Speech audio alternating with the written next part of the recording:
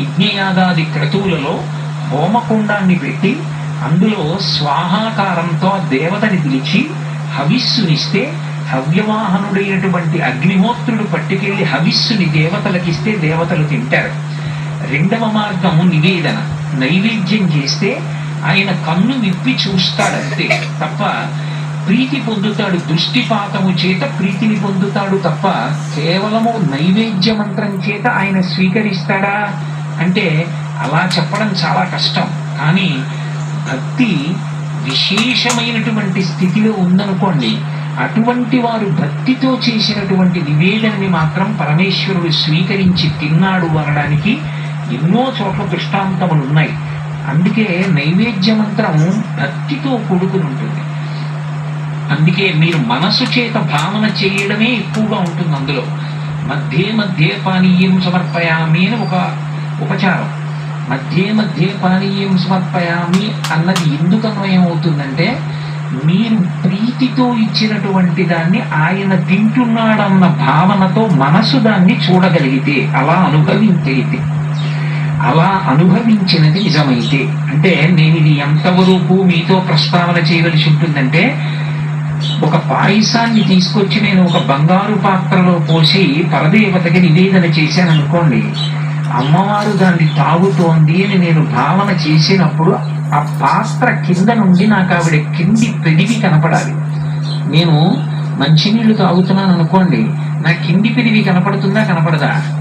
పై పెదవి కనపడదు, కింది పెదివి కనపడుతుంది గ్లాసు కింద నుంచి. అలా భావన చేసి ఆవిడ గుటక వేసినప్పుడు కంఠంలో కదులుతున్నటువంటి కదలికలను కూడా దర్శనం చేసి స్వతంత్రంగా త్యాగరాజస్వామి కీర్తన చేస్తారు వడ్డన గురించి.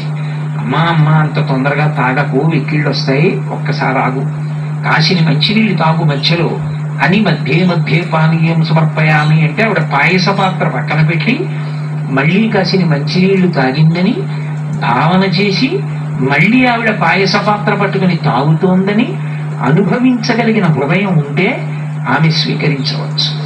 అలా కొందరు పెట్టిన నైవేద్యాల్ని పరమేశ్వరుడు స్వీకరించాడు. తాడేపల్లి రాఘవనారాయణ శాస్త్రి గారు లాంటి మహాత్ములు పెట్టిన నైవేద్యాలు ఈశ్వరుడు స్వీకరించి పాయస పాత్ర మీద చెయ్యుంచింది కూడా అమ్మవారు. కాబట్టి నైవేద్యం చేత స్వయంగా భగవానుడు వచ్చి చెయ్యి వేసి స్వీకరిస్తాడు అని అందరి విషయంలోనూ నిర్ధారించడం కష్టం. అందుకే భాగవతంలో కూడా ఆయన నాకు ఏది ఇవ్వండి దానితో సంబంధం కాదు, జలమైన పుష్పమైనను ఫలమైనను సలిలమైన బాయని భక్తిని తొలచిన జనులు అర్పించిన ఎలమిన్ రుచిరాన్నముగా ఇవి భుజింతున్నంటాడు. కొలచిన జనులు అర్పించిన పరమ భక్తితో ఇచ్చిన వాళ్ళు ఎవరైనా ఉంటే నేను తింటాను. గీతలో కూడా అదే అంటాడు, పత్రం పుష్పం ఫలం తోయం యోమే భక్త్యా ప్రయచ్చతి. అంత భక్తితో ఇచ్చావా తింటాను, అంత భక్తితో ఇచ్చినది కాదా ఆయన దాన్ని స్వీకరిస్తాడనే నమ్మకం ఉండదు. ఒక్క సూర్య భగవానుడి విషయంలో మాత్రం ఒక విశేషం. ఏమిటా విశేషం అంటే, మా గురువు గారు తరచుగా చెప్తూ ఉంటారు దాన్ని.